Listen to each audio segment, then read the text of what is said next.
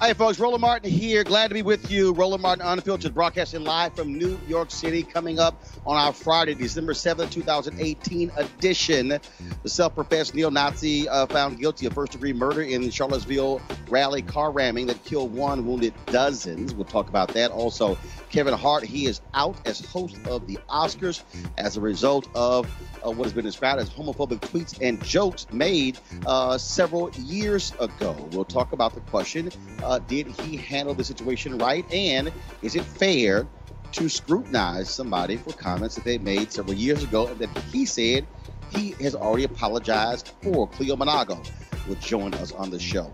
Republican assault on democracy goes on. Today we focus on Michigan, and we will hear from the head of the Detroit NAACP. You don't want to miss Reverend Dr. Wendell Gregory on the GOP's attempt to hobble the new Democratic governor and Attorney General plus Secretary of State in that state. They also, of course, want to roll back the issue of early voting. Folks, Donald Trump nominates a new United States Attorney General, but he is not new, previously serving under the same role under President Bush. How will he affect African Americans? And a student in Rhode Island starts a class action lawsuit to get civics classes back in the classroom. She wants to know how to vote, how to serve on a jury, and how to engage with politics. We'll talk to her and her lawyer. Also, we told you about Tyler Perry's layaway gift yesterday. Now we know how much he spent. Trust me, it's a big number. And the Grammy Awards were announced today. We've got the top nominees. And twice Oscar-nominated costume designer Ruth Carter talks about Black Panther. The other movies she's involved in, of course, Black Panther, nominated for Best Picture Golden Globe. It's time to bring the funk on Roland Martin Unfiltered. Let's go. He's got it. Whatever the biz, he's on it. Whatever it is, he's got the scoop, the fact, the find. And when it breaks, he's right on time and it's rolling. Best believe he's knowing. Putting it down from sports to news to politics. With entertainment just for kicks, he's rolling. It's on go, y'all. It's Roland Martin, yeah. Rolling with Roland now. He's funk, he's fresh, he's real, the best, you know he's Roland Martin now.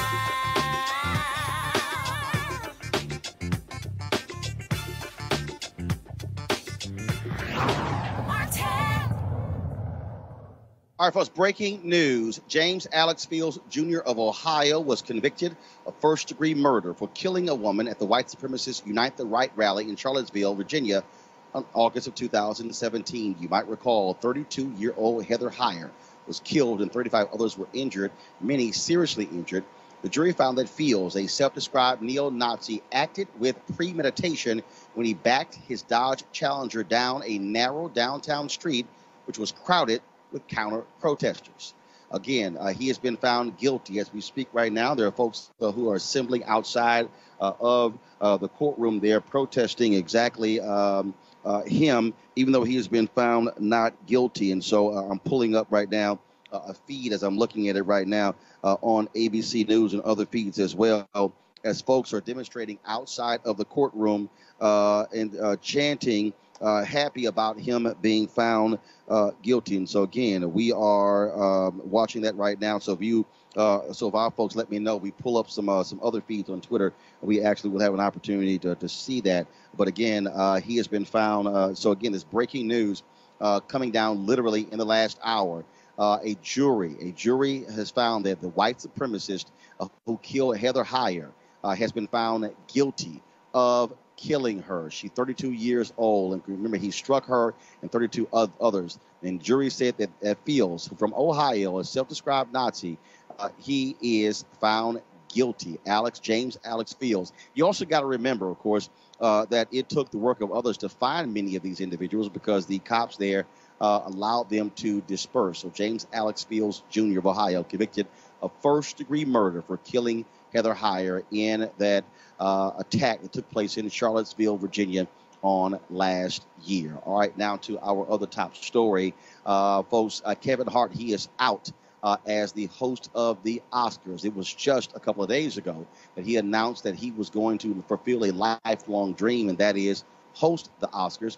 Well, what then happened on Wednesday night, then folks began to look at tweets that he sent out in 2009 and through 2011 with homophobic language. Folks also talked about, a joke that he made in his initial stand-up comedy where he talked about his son and if his son was gay and playing with dolls. And so as a result, that took place on Wednesday. Now, Kevin Hart is in Australia. I know for a fact that folks on his team reached out to him late Wednesday night to apprise them of what was going on in terms of what was happening on social media. The following morning, Thursday morning, that's when things really began to blow up.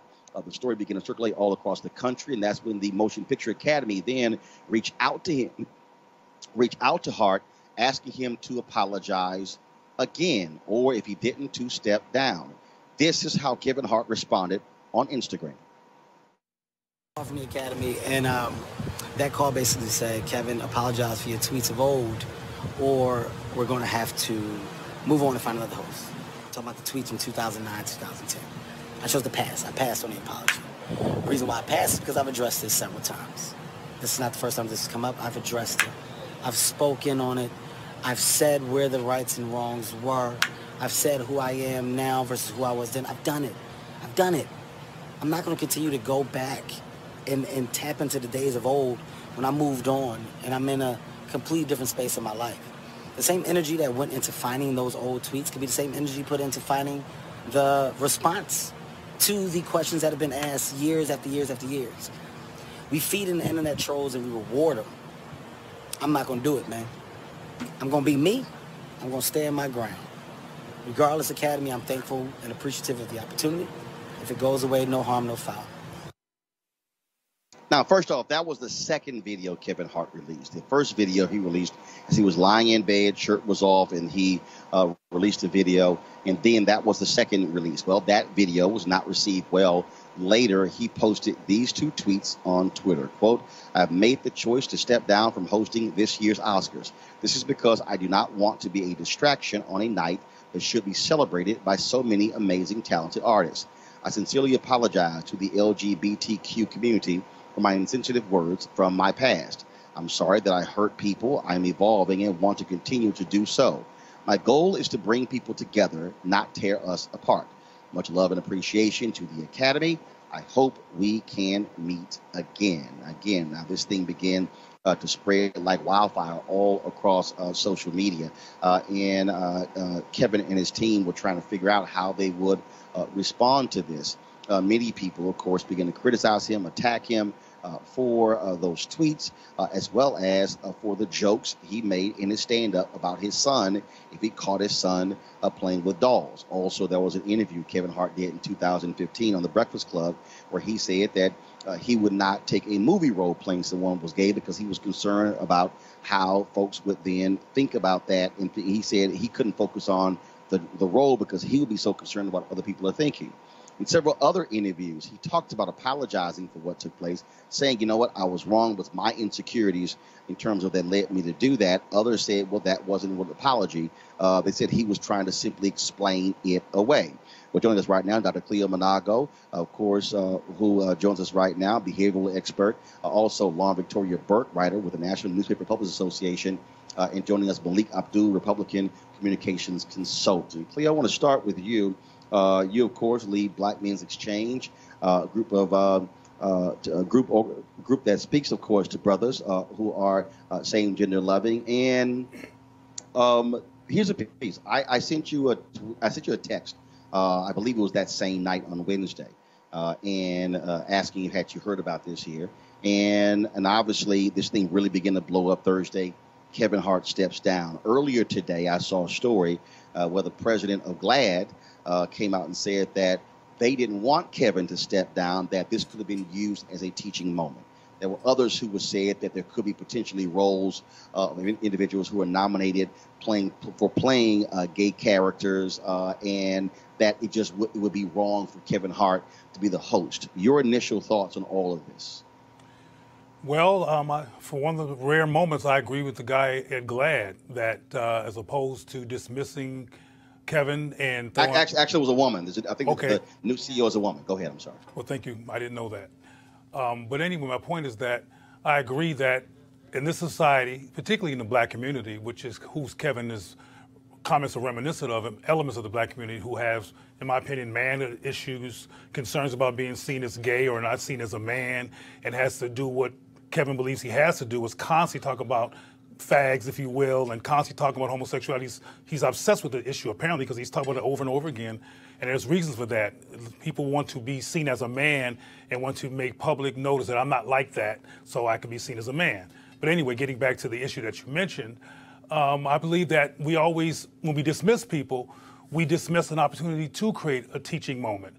But the teaching moment, I think, when it comes to Black people, needs to be very specific. Like I said before, sometimes what we call so-called homophobia among Black people is really Black masculinity anxiety, because the society has done some damage to Black men, including more recently with the police murders, but we can go back, further back we go, we see torturous behavior toward Black men. So there's often hyper-masculinity, hyper-investment in being seen as a man, as I said before. So when you create those educational moments, for Black people in particular, we have to deconstruct why we have these reactions and why there's such an obsession with disassociating from homosexuality, even when it's not the topic. So here's the question, Cleo, that here was Kevin Hart, sent a tweet out also included in his stand-up act. And you have people who are saying Kevin Hart was wrong. He should not be making gay jokes. So the question is this. When you look at comedians, they make jokes about Black people. Mm-hmm. They make jokes about women. They make jokes about gay people. They make jokes about politicians, political parties. So the question is, can comedians make gay jokes?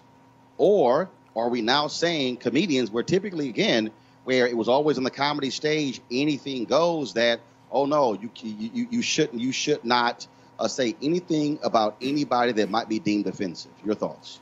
Well, Black men can't. I mean, you might remember Tracy Morgan back in the day. Well, no, I'm not asking can't. I'm asking you, I know what you're saying when they say they can't, but I'm saying, should we have restraints on comedians on who they can make fun of? And what I'm saying, if I understand your question, is that you're using the term we and you're universalizing the question of what comedians can do. And I'm saying that Black men are treated special, is my point. That Black men are seen in a society as particularly menacing, particularly macho, particularly hypermasculine, and there's a lot of defensiveness in terms of what Black men do. And when a Black male comedian says something about homosexuality, like Tracy Morgan did, and more recently Kevin Hart, a bigger issue is made about it. Because what's interesting about Kevin Hart is that he's made films. He's a successful film star who made these comments and has made several films since then, but no one brought it to anyone's attention to actually not let him do films. But now this is the Oscars. In fact, Cleo, Kevin Hart said, wait a minute, I addressed this years ago. I'd already addressed this. I already talked about it, and he echoed exactly what you said. He was sort of like, "Why is this? Coming up now?" Other people have been saying the exact same thing. And again, the same thing happened, I believe, with Nate Parker, where Nate said, "Wait a minute, I've made all these movies, and so you're telling me?" He says, "Why is it all of a sudden coming up now?" Obviously, the Oscars is totally different. There's this huge international stage, and all of a sudden, it's a brighter spotlight. Well, that you mentioned Nate Parker is relevant to this issue with Kevin Hart, because initially both of them were defensive. Initially, both of them were like, "Look, I already said something. I've already made amends." And the gay community, which is a white-ran community and takes advantage of its opportunity to attack black men, don't play that. They want you to grovel immediately and to immediately apologize. No matter how many times you've done it before, this is the Oscars. You got to apologize again. And apparently Kevin didn't understand that, just like Nate didn't back in the day. And he apologized later and talked about that he's hurt people and he's apologized, etc. But that was not his initial response. So Victoria Burke. Yeah, I mean, I think that what Cleo says is absolutely right. I mean, African Americans are not given the same level of latitude in these situations as everybody else. So it's a combination of course, the big stage of the Oscars, which is a bigger stage than most, and it's the fact that he's an African American, and it's the fact that it's a constituency that he's criticized that has a great deal of political power. Also the fact, too, that his apologies in the past have not been as fully throated as some that we've seen from other people in other instances. So, yes, he's right. He's correct when he says he did apologize before, but you really have to get out there and understand what the political atmosphere is that you're living in and what the group that is involved in politically is to do this effectively. So even though he's accurate that he has addressed this before, you have to be very emphatic in addressing it when you're dealing with a group that has this level of political power, which they do. So dealing with that reality, it is painful to see it in terms of, yes, we're fans of Kevin Hart, we want to see him do well, we want to see him do the Oscars. It was a dream of his. But at the same time, until he gets out there in a really, really emphatic way and does it, not necessarily to the exact liking of the people who have been critical of them, because frankly, I think there are people out there who will never let it go, no matter what, in every constituency. Also, I actually think, too, whether it's African Americans, gays, or anybody else, this whole teachable moment thing, I think, is slightly ridiculous. You don't leave it to the person saying the thing to teach you anything. If we did that as African Americans, we would never be doing anything. We don't leave it to the people who criticize us, who've been racist against us, to teach us anything. I don't allow, and nobody allows, anyone saying anything critical or racist to define who we are as individuals. It's ridiculous. So I did catch the president of GLAAD this morning. I think she was on MSNBC. And I thought, why do you need Kevin Hart to give you a teachable moment? You either know who you are as a person and you respect who you are as a person, and that's it. You don't need Kevin Hart to define that for you one way or the other, whether he's hosting the Oscars or not. So I thought that whole ask was sort of ridiculous. But the Kevin Hart that we saw on the video and the Kevin Hart that we saw on the tweet are two different Kevin Harts. The one on the video is the real person saying, "I'm sick of this, I'm tired of it." And that is the real person who understands that, I've said something apologetic and I don't want to repeat it again and again. The other Kevin Hart in the tweet is the guy that took control and said, "Okay, I'm tired of this, I'm going to withdraw." He really actually took control of the situation and withdrew before they sort of got rid of him, which is really sort of a power move in a way. Well, here's what he said. He said, Malik, that their deal was either you apologize or you're not going to be the host. He said, "I'm not going to apologize." And then he said, "It's up to you." He then, of course, so remember, if you play the video back, he essentially says that they gave him the option. He says, "I'm not going to apologize," and then y'all do what y'all going to do. Then, of course, he later draws and then still issues an apology. Remember, in 2012, Brett Ratner was supposed to be the director of the Oscar telecast. He made a gay slur at some industry event. Eddie Murphy was very close to Brett Ratner. Eddie Murphy was supposed to host that year. They forced Brett Ratner out. Eddie Murphy resigned and stepped down and said, "I'm not going to be host." He was in a sense standing in solidarity with Brett Ratner. So Malik, I'll ask you your thoughts about all of this, but I'll ask you as well. The question is this. Comedians say all sorts of things. Comedians say things about, again, everybody. If you watch Lisa Lampanelli, she talked about black people, white people, gay people, everybody. The late Don Rickles was known to be Mr. un-PC. Joan Rivers, too. Say it again? Joan Rivers as well. Yeah, Joan Rivers, of course. Look, if you go back, and if you want to talk about, again, Malik, I'm going to pull you in. You want to talk about that standard. The question is, if Bernie Mac was alive, and when he did his King's comedy routine, where he talked about one of his nieces or one of his nephew, one of his being gay, the question is, would Bernie Mac be criticized and made to apologize? So Malik, just your thoughts on what people are saying that comedians should or should not and can and cannot say. Well, this is the first time I actually heard the comments by Kevin were today. I didn't know about what happened in 2011 and 2009. So when I see the video of him on Instagram saying that I've apologized enough, I say to myself, okay, well, I never heard it, so I don't know. I didn't hear that apology. As to your question about whether or not other comedians would be able to, whether Bernie Mac or others would, Richard Pryor, Eddie Murphy, of old, would be able to have the same comedic set as they had back then, I would say no. And the reason is because of the type of climate that we're in, the political climate that we're in. I said last week with Mark Lamont Hill, I said I was willing to give him the benefit of the doubt that what he said was not what he intended or how it came across to people. That's not where we are in our politics.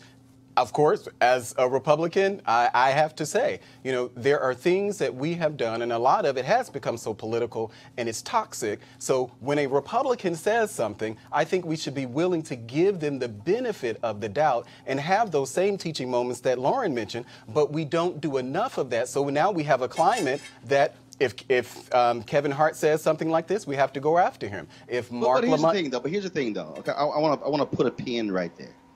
You said...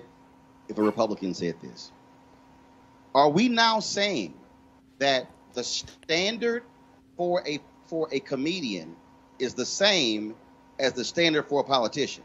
Well, unfortunately, I think this is where we are. And when I say I think this is where we are, what I'm referring to is the online mafia mob or whatever you want to call it. A lot of these stories get pushed because someone tweeted it. So people report on what someone else tweeted, not the actual situation. So the reason that we're talking about this is because someone dug it up and said, okay, well, now this is an issue. But we do so much of that, and I think we do ourselves a disservice because we cover stories based on what's happening on social media. I don't know if a reporter actually went to Kevin and had this conversation with Kevin, or there was some real investigative journalism or anything. No, here's what happened. Of course not. Here's what happened. I'm going to tell you what happened.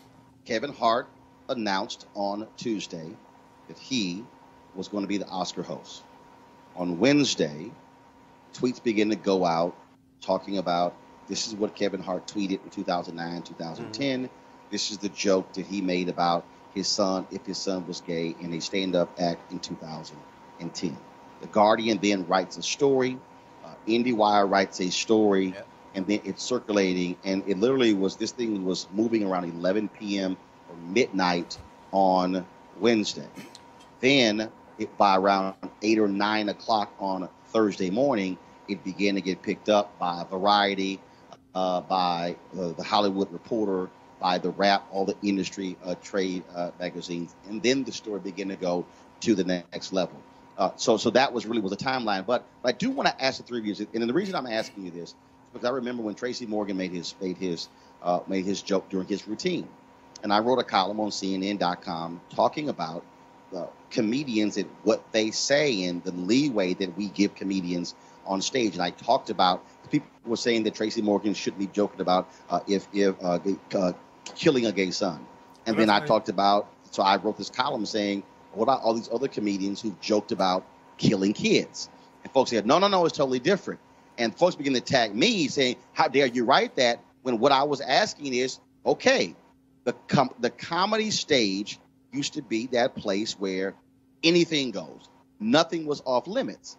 So the question is, have we come to the point where the comedic stage, we're saying now that, oh, there are limits, and what do y'all think about that when it comes to the freedom of what comedians have always said and done? And are we also now going to judge comedians based upon a comedy routine from 6, 7, 8, 10, 12, 15 years ago? Well, Roland, anybody can jump. We used to have Al Jolson and the Minstrel Show in the United States, right? That was perfectly acceptable. And so we have to understand as African Americans the obvious. We are in a different cultural space because of 400 years of history. I mean, we are not judged the same. And that's why, and Cleo, you can come in, right? I know you're going to say something on top of this that's going to layer this out correctly. That is why Kevin Hart can't just get away with this. Same reason why Mark Lamont Hill can't say what he. I mean, we are in a different cultural space. We are an ethnic minority, and so when we say stuff, we're judged by the majority. So, you know, it's as obvious as that. Of course, there have been things that have happened on the comedic stage, a lot of them directed against African Americans that everybody thought was hilarious, particularly in the early part of the 1900s. Yep. And no one said that, you know, for Hollywood to be doing this is particularly, you know, it's particularly laughable. Okay, when we look at the films that came out between, you know, the dawn of film and about, 1960s and 70s with the blaxploitation era, everybody thought that was great. Yeah. So, you know, I take all of that. I'm not saying it's okay to say negative, bigoted things against any group. I don't care who it is. But we are judged differently. Sorry, Cleo, I went a little long there. Okay, Cleo, then Malik, then I'm going to the next story. Well, she's correct. And I said that earlier, that we are judged differently, and which was my point in the first place. But I want to reiterate something that inspired by some of your comments, Roland, when you mentioned Lisa Lampanelli, and I mentioned Joan Rivers, and other people were mentioned. Back when Tracy Morgan was accused of what he didn't say, he didn't say he would kill his son if he was gay. And we don't have time to get into what really happened. It was the topic was bullying. And back at that time, bullying was the thing in the media, and he talked about if his son better not let himself get bullied. And that was the issue about my son better not come home, make himself look bad and being a victim and being bullied, and it was interpreted as something about gay. He didn't even easily use the word gay, Tracy, but he was targeted. And that's my point. I believe that that Kevin is being targeted. Lisa Lampanelli, who was alive and still alive back then during Tracy's time, Joan Rivers, these people say all kinds of horrendous racist and so-called homophobic things, but Tracy was the one who got attacked. So I want to reiterate the fact that there is special treatment here. I also want to make it real clear, though, that if you take those comments that Kevin Hart said literally, they're problematic. They're violent, they're rude, they're dismissive, they're oppressive. But he's a comedian, like Lisa Lampanelli, like the late Joan Rivers, and these other people that say horrible things about people all the time. So if we remove the context and replace it with racism, then again, what Lauren is saying becomes more relevant and more focused here in terms of why this man is in trouble now. And what I hope he doesn't do, I can say this real quickly, is go out and run behind the HRC's new executive director and do a Please Love Me and I Love You campaign. That's going to be real optically problematic for a brother to go around doing that. So if he does, so what you're saying, if Kevin Hart goes up there, he should be aligning with black folks who are saying gender love him. No, I didn't say that. I'm just asking. Well, okay. I think that black people need to have a conversation about this issue. Black folks has never had a rational conversation about sexual diversity and sexuality and same-gender loving people as a focus with an intention to actually engage it and learn some things about it. So part of what going on so that's what I'm saying. I mean, I don't care who Kevin hangs with. He don't got to hang out with me. You know, I don't need him to do that. But I do need people to be responsible. All right, folks, let's go to our next story. Let's talk about what's happening in Michigan, where the Republican-controlled legislature has passed laws that ties the hands of the incoming Democratic governor, Secretary of State, and Attorney General. Not only that, they are seeking to overturn proposals passed by voters that would allow persons to register to vote up until the day of the election. And they passed 2 bills that would water down another voter initiative. This one would hike the minimum wage and require employers to provide sick pay. Let me get this straight. So the voters elected Democrats statewide, now Republicans, they want to change it all. Joining us right now is Wendell Anthony. He is the head of the Detroit NAACP. Reverend Anthony, how you doing? I'm doing fine, Roland. Thank you for getting my name right. This is Reverend Wendell Anthony, as you said. Regularly, my brother. Of course I got your name right, okay? Because you the one sent me a text with your statement earlier about what's happening. So don't let me start talking about you wearing your gator. See, look, why you gonna go ahead and go there? All right. So, but here's what I'm trying to understand. What the hell is the point of voters passing an initiative if the legislature is going to say we don't have to follow it? Well, that's precisely what we're concerned about, Roland. This is the highest level of hypocrisy and deceit and treachery. It basically grows out of the fact that somebody didn't get the memo that the Democrats won the election in the state of Michigan, that they are trying to set themselves up to maintain their bases of power. We won the governor's office. We won the Secretary of State's office. We won the Attorney General's office and a number of offices underneath that. In addition to that, we had two bills, two proposals, Proposal 2 and Proposal 3. One dealt with the redrawing of the congressional lines so that you could not pack, stack, rack congressional districts in your favor, which means that even when you outvote the other folk, they still wind up winning because of the way they have constructed the congressional lines. We won that.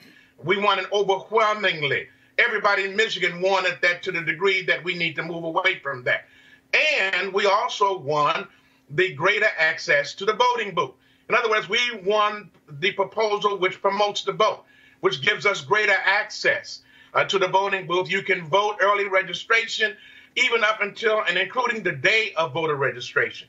We passed those initiatives.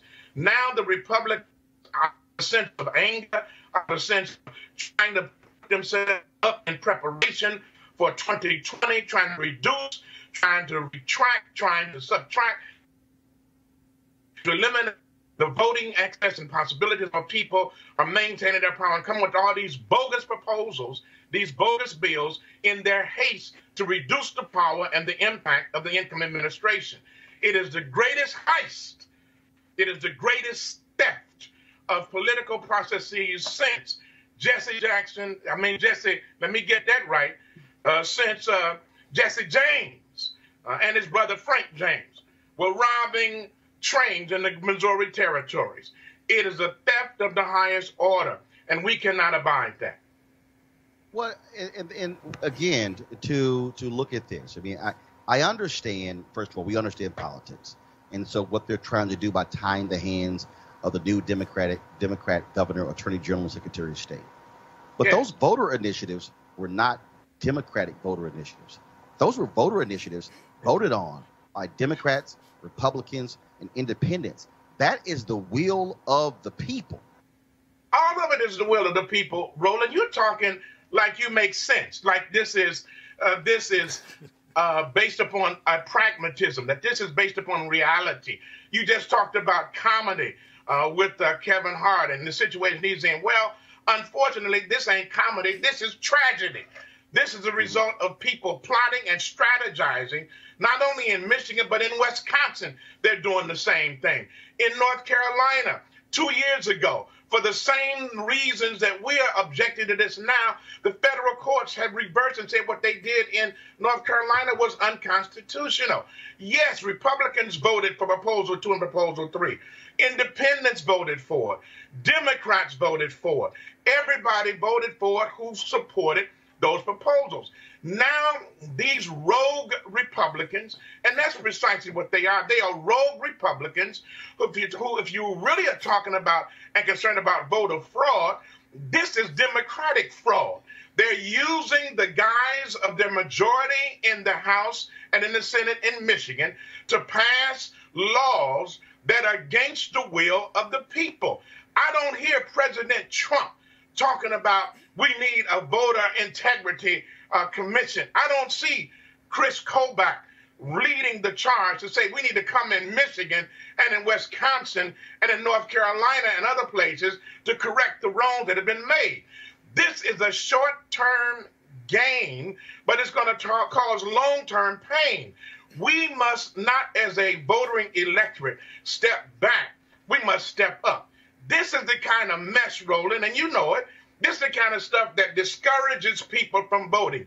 This is the kind of stuff that says, my vote doesn't matter. Why should I go to the voting booth? Why should I do what Reverend Anthony is suggesting to take my soul to the poll? Because they're ruining spirit in my soul. I'm simply saying that we cannot abide this. We are winning, y'all. If we were not winning, they would not be scheming and stealing and perpetrating these frauds upon the people. We are right at the edge of turning the corner in a whole lot of places in our country. We turned it in Michigan. We turned it in Georgia and in Florida. We won those elections, Roland. You know it as well as I do. They stole those elections. Ain't nobody talking about let's send the commission down there. We ain't heard Trump say nothing. I hear the sound of crickets. I don't hear nobody saying anything about the real fraud, the real deceit, the real thievery that's going on in our nation. If you really want to do something for democracy, then let the will of the people prevail. You might get over today, but tomorrow we coming right at you. Last question. The governor, Rick Snyder, he could veto these bills or he could sign them. He has 14 days to review them. I'm looking at the Detroit News, and he said what took place. This is the will of he said largely they've set their own course, talking about Republican-led legislature. And he said, I'm waiting to see what comes to my desk, and I'll review it in a thoughtful fashion. I'm going to look at it from what I believe is the best public policy answer for the state of Michigan, just like I have for 8 years. So is it time now? Is it your plan to put pressure on the governor to veto these bills that are passed? Absolutely, Roland. Not only to veto them if they get to them, but to not sign the bills. It's legacy time. Rick Snyder is on the way out. He carries with him the legacy of Flint, Michigan, who still and cannot get the kind of clean water and new pipes that they deserve. One of the communities in America that is still suffering after 2 to 3 years from poisoned water. You don't want to go out that way. Don't go out having turned the page on democracy by allowing this hypocrisy to prevail. We're asking the governor and calling upon him to do the right thing. He knows that within his own heart and within his scope of political acumen that this is wrong. This is a tragedy of the highest order. You remember, Roland, that when Nancy Reagan, First Lady under Ronald Reagan, was serving, she waged a campaign. It was doing what they call the war on drugs.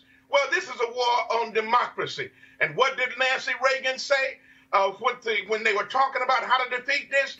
She said to young people all over the country, just say no. Well, Rick Snyder, Governor Snyder, when it comes to your desk, just say no. This won't go, and go out in a bang. Don't go out in a boom, to the degree that you did not exercise the right option and do the right thing. We must not be silent. We don't plan to be silent. We must keep the pressure on. Dr. King said it well. The time is always right to do what is right. Now's the time to do the right thing and vote no, and don't sign these deceitful, treacherous, fraudulent bills under the guise of expanding democracy when you're really lifting up hypocrisy. Reverend Wendell Anthony, of course, President, Detroit NAACP. I really, really need you, Reverend, to come out of your shell. Roland, I'm going to do the best I can. You know, I'm such a shy guy, and I force myself. But whenever I see you, I just get so inspired that I can't help myself. I appreciate it, Reverend Anthony. Thanks a bunch. All right, Doc. Take care. All right, thanks a lot. All right, folks, let's go to the issue of the criminal justice reform bill that is in the United States Senate. It looks like Mitch McConnell, majority leader, is doing everything he can to kill this. Of course, it was passed in the House. If the Senate passes it, Trump has said he will sign it. Earlier today, South Carolina Senator Lindsey Graham tweeted this morning. Just talked with President Donald Trump. He strongly believes criminal justice reform bill must pass now. He also indicated he supports putting criminal justice reform bill on year-end spending bill, which must include more wall funding. So now criminal justice reform is being held hostage to the wall. Here's the thing, though, folks, that we have to actually deal with when you talk about this particular bill that we have to address, and that is the votes are there. You have Senator Tom Cotton, who has replaced Jeff Sessions as the biggest person who wants more people to be in prison. You have Republicans who want to pass this. Senator Mike Lee has gotten into Twitter fights with Senator Tom Cotton on this very issue. Then you have this Sheriff's Association that Tom Cotton has gotten them to oppose the bill, but you've got other police organizations that support the First Step Act. Lauren, I want to go to you. Here's what you have here. I think you have Senator Mitch McConnell, who does not like this bill, who wants to kill this bill. And what Mitch McConnell is doing, he could easily call, he says there's no time on our calendar. How long does it take to actually call a bill up?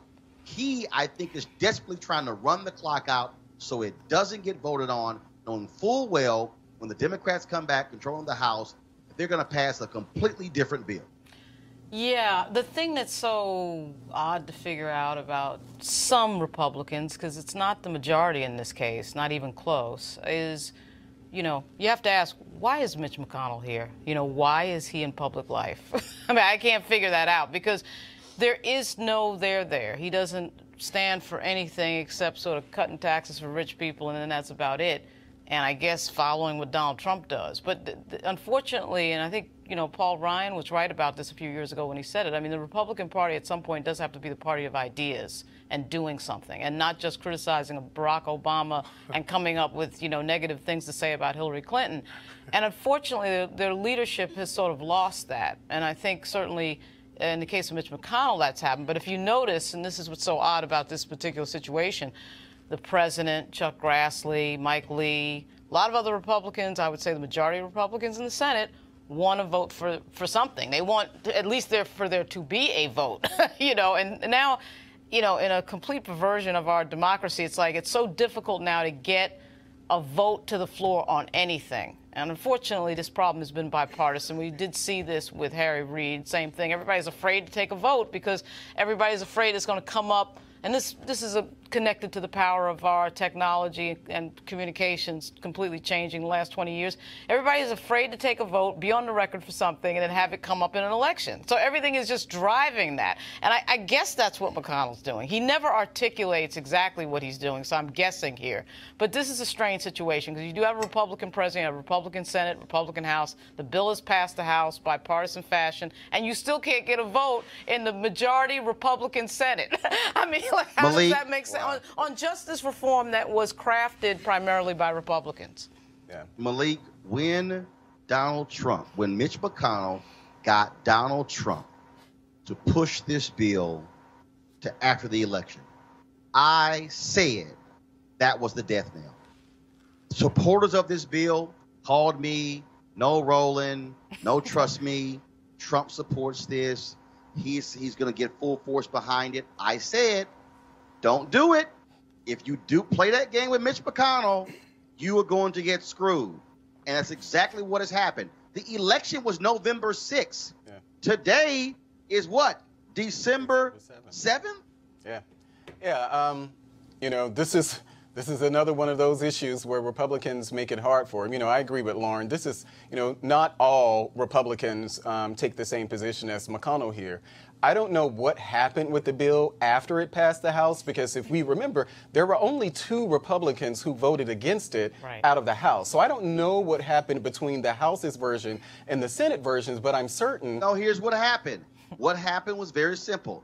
Tom Cotton felt and there were too many loopholes. They made up some BS. They got this one sheriff's organization to oppose it, and they're saying CC, but here you got one sheriff's organization opposing it, but you've got numerous law enforcement groups supporting it. Yeah, and that's the thing, is Tom Cotton, and it happens in our politics, unfortunately, a lot. There were a lot of things I believe Senator Cotton miscommunicated or misunderstood about the actual bill. A lot of things that he said, would not happen. And so what that has done is created an environment in the Republican Party that, it must be something there. If Tom Cotton said it, it must be something there. But I'm just going to speak as a black Republican sitting here on the show. These are instances where you guys make it hard for us to go out and push Republican policies, bring more people into the party, you're going to have a win on something. And if the president, if the president is behind this, I just don't, to me, there is no excuse for what's happening now. Cleo, you probably have 40 plus Democrats who would vote for this. You've got, no doubt in my mind, at least 30 Republicans who will vote for this. The votes are there. I don't know what the hell Mitch McConnell is sort of like he wants there to be a majority of the votes on the Republican side. The votes are there. He wants to hold this up and then probably, there you go, let's blame the Democrats. Well, I must admit to all y'all, I don't know all the details about this that you're all talking about.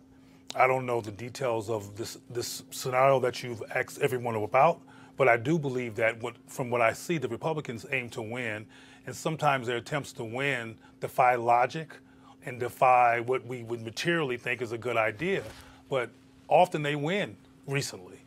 And I think that we want these people like McConnell to do the right thing, but I think he's trying to manipulate. And from his perspective, his manipulation is going to have some success. We will see. I mean, the thing is, though, it would be nice if there was a journalist that actually asked Tom Cotton, what are you here for? What did you run for office for? Right. What do you believe in? What policies do you actually want to push? Because it would seem to me he believes in absolutely nothing and in doing nothing, and so just sort of being a dead ender. And frankly, I don't think this moment right here, I don't think is about Republicanism or being a Democrat. It's this one individual member who's a pain in the ass. That's what it is. And it's just a weird outlier. Pain in the ass, though. Well, here's the deal, Cleo.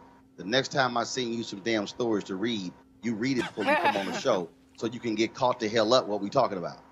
Well, he's not the only one. I'm not gonna debate this on the air, but I'm a special guest today, and I came here to be special. So that's all I'll say. You special, all right, Super Black. You real special. So, folks, we'll keep you abreast of exactly what happens with this and whether or not Republicans are going to have the guts to actually get it passed. If they don't vote on this bill, this just proves Mitch McConnell is a joke, is a failure, and black Republicans should be blasting him at every turn if he simply doesn't do this. All right, folks, it's time to hear a word from one of the folks who are supportive of Roland Martin Unfiltered. With the holidays just around the corner, now is the time to order holiday cards for family and friends.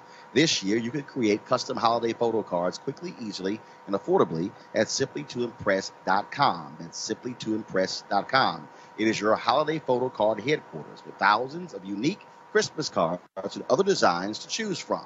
And look, it's very simple. All you got to do is upload your family photos and get them on Facebook or Instagram, personalize the text, and you're done. It's that simple. Simplytoimpress.com prints your cards professionally on your choice of premium cardstock in just a few days and rushes them straight to your door. The New York Times Wirecutter named Simply to Impress their favorite custom photo card service. Simply to Impress even offers foil cards and hundreds of great holiday designs for your business as well. Place your order today and to save 30% and get free shipping. Just enter the promo code DEAL, that's DEAL, at the checkout. Save big on holiday photo cards today using promo code DEAL at simplytoimpress.com. That's simplytoimpress.com. And one of the reasons we want you to support them is because they are a supporter of Roland Martin Unfiltered. And so when you support them, they continue to support us. All right, folks, if you're of a certain age, you remember civics class. Apparently, Rhode Island doesn't do that anymore. And one young lady thinks that's wrong. She wants to be prepared to vote, to serve on juries, and involve herself in civic affairs. She got a lawyer, and they filed a class action lawsuit against the state of Rhode Island. The suit claims their constitutional right to complete education is being violated. Joining me now is one of the plaintiffs, Alita Cook, as well as her attorney, Michael Rebell. Alita and Michael, how you doing? Hi, I'm good. So, nice Alita, when did this start? When did you say, this is crazy? I don't know what the hell they teaching us. I want to do something. Oh, my video's on. Okay, can you hear me? Yeah. Okay, Alita, can you hear me? Yes, I can. All right, so when did you, when was it where you said, this makes no sense to me? I don't know anything about civics in America. I guess it all started when my friend introduced me up to the case, and I thought about it. And I was like, man, I really didn't really know civics. So I talked with the lawyers that were on the case, and we talked it over. And I thought about it a little bit more, and I was like, I really have to get on this case. Now, Alita, when did you finish school? I'm currently a senior at Providence Career Technical Academy, actually. Okay, so that's a high school? Yes, that's a high school. And so you're at that high school, and as you think back, when you were in elementary school, middle school, and your other years of high school, what were you taught? Was there anything about government and politics? Well, when I took a history class in sophomore year, we learned about current events and, the election and what's going on in other parts of the world. Not really too much on how government works and, on how to pay taxes and economy stuff. So I guess I got a little bit of about the war and stuff like that, but not really about how government runs, different forms of government and stuff like that. But yeah. Mike, I want to go to you with this lawsuit, filing a class action lawsuit. How many folks have you heard from who want to be involved in this? Well, we've had meetings all over the state of Rhode Island, and I'd say we've heard from hundreds of people who are really concerned about this. And part of the history and part of the reason we went to Rhode Island is they've tried twice to bring cases in the state Supreme Court complaining about the education system there, huge inequities, especially in schools with high minority and ELL populations. And the legislature's been totally unresponsive. The state Supreme Court was unresponsive. So that's why we started thinking about a federal case. And I've also been looking at this issue from a national perspective. And Rhode Island seemed a good place to bring a test. And then when we went there, people like Alita and many of her colleagues were very receptive. They were saying that, she just put it, they take American history. There's no required civics course in Rhode Island, by the way. And they learn about the wars. And one of the other students says, I know what manifest destiny is from the 19th century. It's got no relationship to my life. They didn't tell me anything about local government, that we could make a difference. We could vote on things that would really matter. We almost gave them a civics lesson in talking about this case. So I think some of these students like Alita have really gotten into it. And she's also quite articulate in saying that she's about to graduate, but she's really doing this for her younger brothers and sisters. And I just think that's great.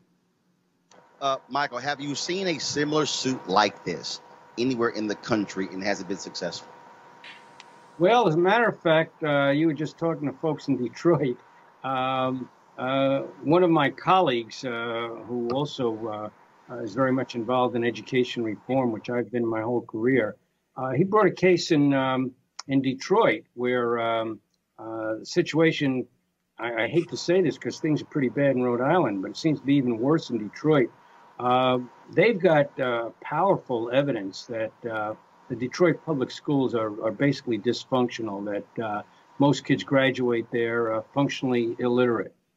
So they brought a federal case, and both of us are relying on Supreme Court precedent from 1973 that said there may be a constitutional right to an adequate education, the kind of education you need to exercise your fundamental rights as a citizen.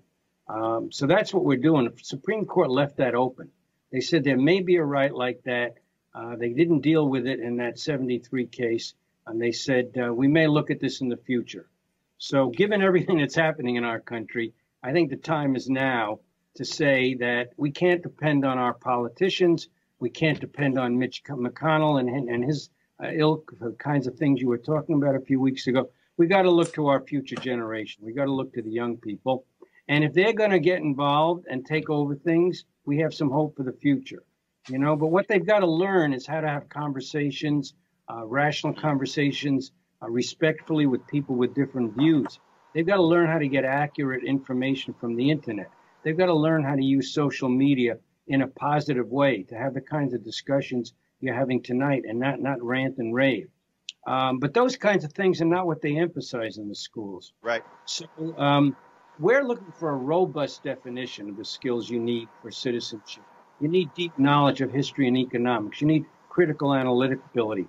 You need experiences like school government, like visiting local city councils, like getting involved in extracurricular activities where you interact with people from diverse backgrounds. You need to learn democratic values, rule of law, and all. So that's what we're looking for the courts to say is every kid's right to really learn this stuff. The Detroit case, they're emphasizing the importance of literacy, and certainly you can't stress that enough. But I take a little issue there because we get one shot possibly at the U.S. Supreme Court. Right. And if they're going to decide that education for citizenship means sixth grade literacy, well, it's better than nothing. And it may help a lot of kids in Detroit, unfortunately, if they're not even getting that.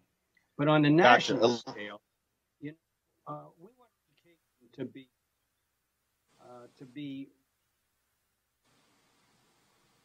especially as you will in the high poverty, low income areas where kids like Alita are not getting a fair shake. Give them the kind of we're talking about is going to take let me ask you this question here.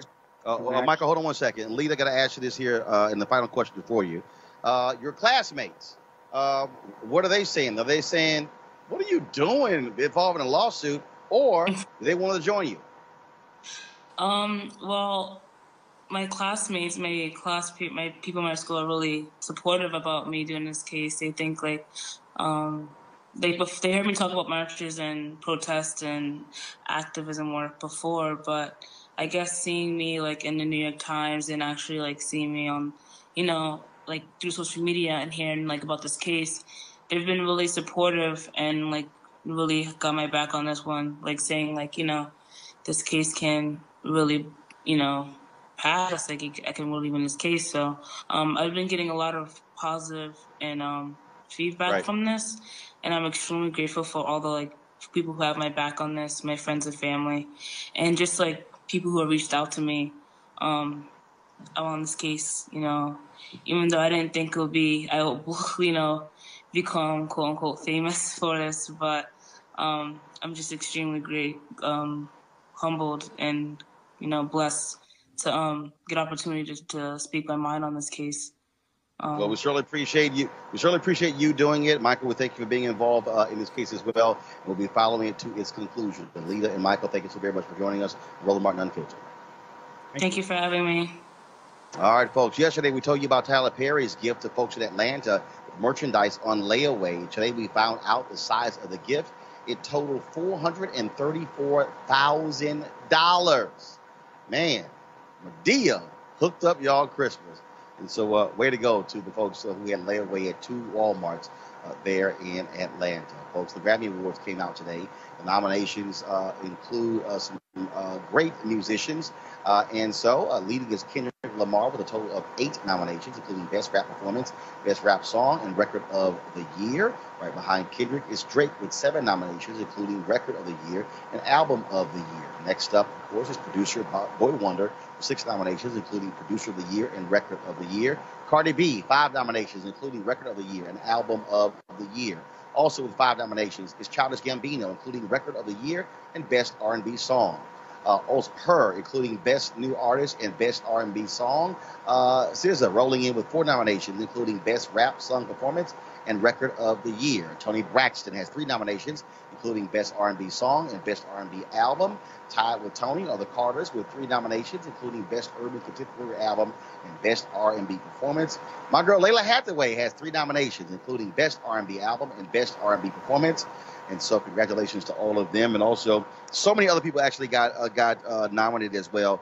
And I'm going to, so I got a text earlier, gospel artist Brian Courtney Wilson also picked up, I believe, I'm looking for his text, 2 Grammy nominations as well for Best Album and song performance as well. And so if you go to the Grammy website, you can check that out. All right, folks.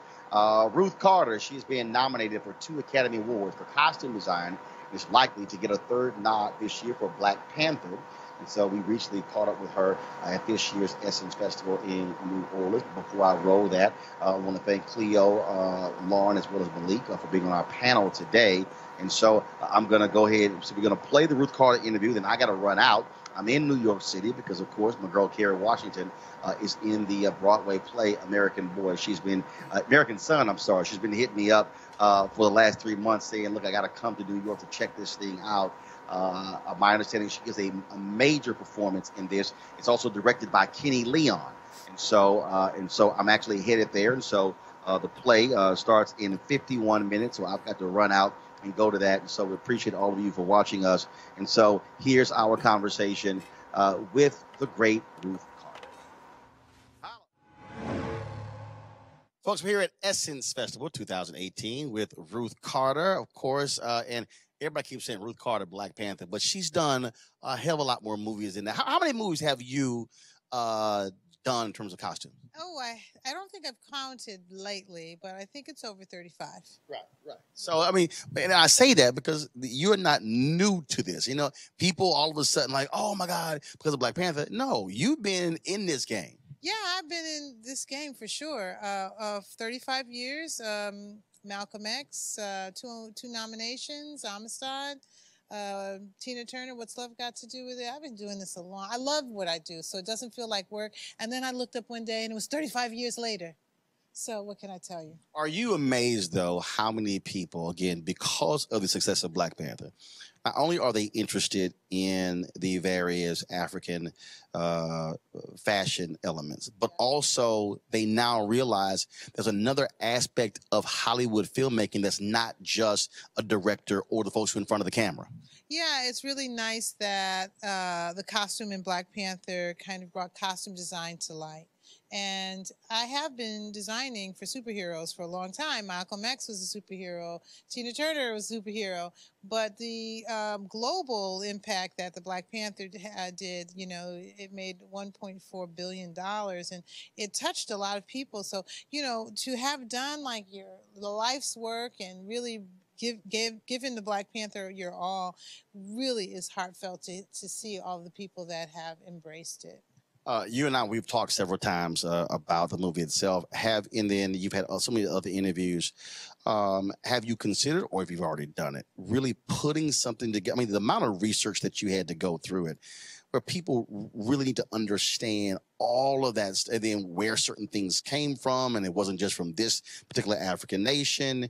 Anything along those lines that's sort of a guide, a how-to, or just because it's an interesting backstory to how certain pieces got on screen. Yeah, well, I do have an exhibition of my work that I have mounted, and it's going to launch in Pittsburgh in August. And what that is, it's actually a walk through history. It's a walk through film history. It's a walk through my design process. And actually, you know, the Black Panther kind of seals the circle. You know, we start with roots and Amistad, and we have the American experience. But actually, the Black Panther gives us like a backstory that goes beyond slavery. So it's a really exciting exhibition that I'm putting together, and I think that's the start of what you're talking about. You know, what is it that you do, and how do I do it? I know those questions are out there, so I'm just going to step my way through it. I'm still a costume designer, so that's like a whole nother, you know, ball of wax there. Yeah, but the reality is, even though costume design, you also have to be a major historian and researcher to do what you do as well. Yeah, I love the research. I love looking at the work of James Evangersy, Gordon Parks. You know, I have an extensive library at home. You know, now with the internet, I do a lot of research online. It's just kind of like another part of the passion. You have to have a passion for people and understand the psychology of what they wore in order to actually dress a character. We're character builders. We're storytellers as opposed to fashion designers. And just so y'all know, trust me, I went to communications high school where we were taught, matter of fact, anytime we watched a movie, we had to watch the movie to the end of the credits. Our instructor said, no, you need to know who also made the film. And so, and I was in high school. So even what happens now, I might see a film and I might go, oh, Terry Shropshire was the editor. Oh, Ruth was doing our costume design because we've had to do it. And so it forces you to realize that there's more to it than just, again, the typical folks we know about. And listen, I sat in the movie theater before I became a costume designer. When I heard about this profession and I read the credits, there were so many people in the credits. I said to myself, there is a place for me in the entertainment industry. True story. So I got to say this as well. So when you talk about now because of the success of this movie, so this actually happened. So I'm watching the movie and I see this outfit. It probably was on the screen for like 10 seconds. And I was like, Ruth, I need to see that actual outfit. All I said was just the back. It was just the back, and it was on for that long. Yeah. But I said, okay, that's fire. Yeah, and then I sent you a text of a picture of it, and you were like, that's the one. So, yeah, that was the special time when T'Challa was taking the throne. And, you know, Kente is worn primarily for special occasions. So we lined his full-length vest with Kente. Oh, it's gorgeous. And of course, the brother who actually designed it, you sent me his information, and so we're chatting. So y'all gonna see that. Yes. You're gonna see me wearing it. Yes, he made it. I designed it. See, there we go. Cool. All right, that's fine. I give credit. Yeah, no, Carl in Atlanta. Yeah, he's your go-to guy. All right, then. It was always good to see you. And what's the next movie? What are you working on? I'm doing Dolomite, the Rudy Ray Moore story with Eddie Murphy, 1970s. Lots of polyester. Yes, it's wonderful. It looks so good. All right, Ruth, always good to see you. Thank you. I appreciate it. Thanks so much.